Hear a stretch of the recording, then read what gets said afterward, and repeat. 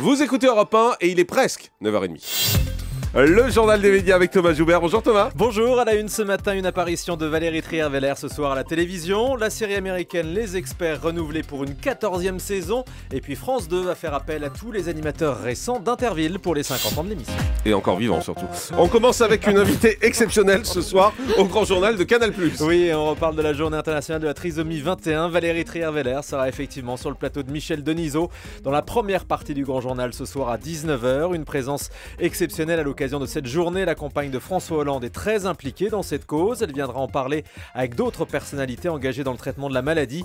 Les questions sur son rôle de première dame ou sur la politique ne devraient pas être abordées. La série Les Experts renouvelée pour une 14e saison. On l'a appris hier soir, la chaîne américaine CBS a commandé une nouvelle saison de la série policière. Ces nouveaux épisodes seront diffusés en France sur TF1. C'est une bonne nouvelle pour la une, puisque cette série réalise systématiquement d'excellentes audiences. Dans cette 14e saison, on retrouvera Ted Danson, Elisabeth Shue et les autres acteurs qui ont tous prolongé leur contrat. Et en attendant cette saison 14, TF1 commencera à diffuser la saison 12 des Experts le 2 avril prochain. Enfin des inédits, ça commençait à faire long.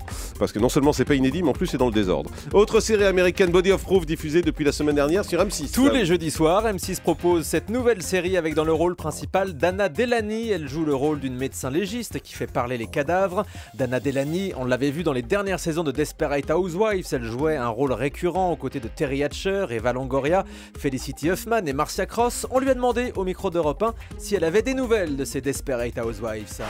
Oui, je vois Marcia Cross tout le temps. Nous sommes bonnes copines, on fait des dîners. Elle est venue sur le tournage de Body of Proof il y a quelques semaines. C'était amusant. Je vois Eva Longoria qui est très occupée, toujours à travers le monde. Elle est devenue très active politiquement. Je suis vraiment fière de ses engagements. Et puis Felicity Huffman, je l'ai revue une fois. En revanche, je ne revois pas Terry Hatcher. Celle que je vois le plus vraiment, c'est Marcia Cross. Voilà, Body of Proof, c'est sur M6 depuis la semaine dernière. Et je précise pour Julie que quand vous dites qu'elle fait parler les cadavres, elle n'est pas ventriloque. C'est simplement qu'elle arrive à trouver les solutions des énigmes dans les cadavres. Oui, bien sûr. Bernard de la Villardière. Oui, j'avais pas compris. Bernard de la Villardière s'explique sur ses propos tenus sur Paris Première. Ah oui, on vous en parlait hier matin. Son passage dans l'émission de Paris Première a été très remarqué avec sa fameuse phrase sur les Miss et les prostituées, ou encore quand il explique qu'il est un concept à lui tout seul. Le journaliste d'M6 s'est dit atterré hier par l'ampleur de cette histoire. Il confirme ce que vous disiez hier matin, Jean-Marc. Tout ceci était du second degré. Il précise aussi qu'il n'avait pas bu lors de cette séquence. C'est donc bien une tempête dans un verre d'eau, pas de vin. Les anciens animateurs d'Interville fêteront les 50 ans d'émission. Et ça aussi, je vous l'annonçais dès hier matin, Interville revient le 29 juin sur France 2 pour cet anniversaire. Et Télé Loisirs précise que tous les animateurs qui ont participé à Interville seront présents. Alors tous les animateurs récents, je ne parle pas de Guy Lux et Léon Zitrone. On retrouvera donc Julien Lepers, Tex, Patrice Laffont, Nathalie Simon, Philippe Candeloro ou encore Nelson Montfort au milieu des vachettes. Bernard Tapie précise sa stratégie pour le groupe La Provence. Le groupe qu'il vient de racheter, qui comprend les quotidiens La Provence, Nice Matin et Corse Matin. Tapie s'est expliqué sur le refus de Robert Namias de le rejoindre pour une question d'emploi du temps. En revanche, Olivier Mazerolle va bien prendre la direction de La Provence. Bernard Tapie fait donc appel à des journalistes confirmés, comme il l'a expliqué, avec son sens de la formule. Écoutez bien hier au Buzz Media Le Figaro. Les vieux, c'est mieux.